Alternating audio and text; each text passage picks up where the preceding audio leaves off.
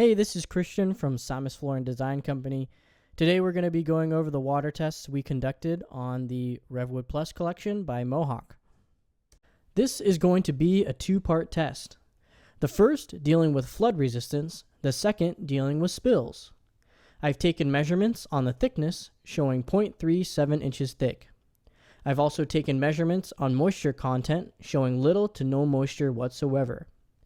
The first part of the test will involve submerging the board in water, and the second part will involve pouring two puddles, one on the seam and one in the center of the board.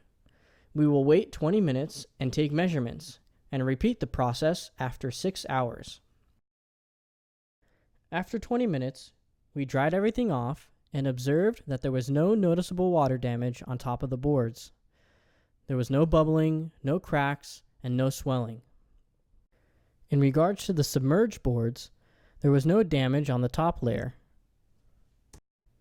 After drying it off, we took measurements on the thickness, and it again showed 0.37.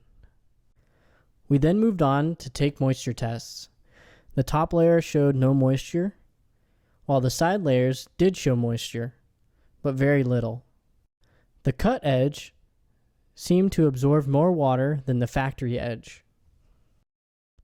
After we took our first set of measurements, we put the boards back in the water and applied water to the seams and center of the board.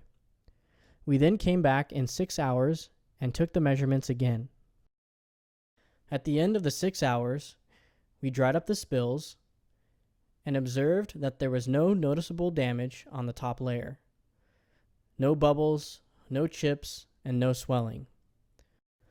We then took measurements with our moisture meter, and the top showed little to no moisture, while the joint was completely dry. The boards that had been submerged showed little signs of water damage.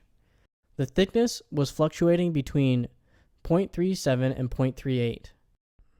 There was a little discoloration on the back of the boards, but there was no damage to the joints or top layer.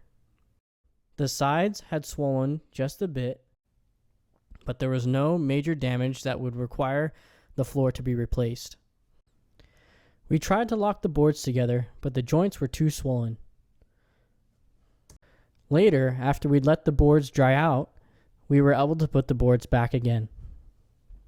In conclusion, this floor does a really good job at handling moisture damage.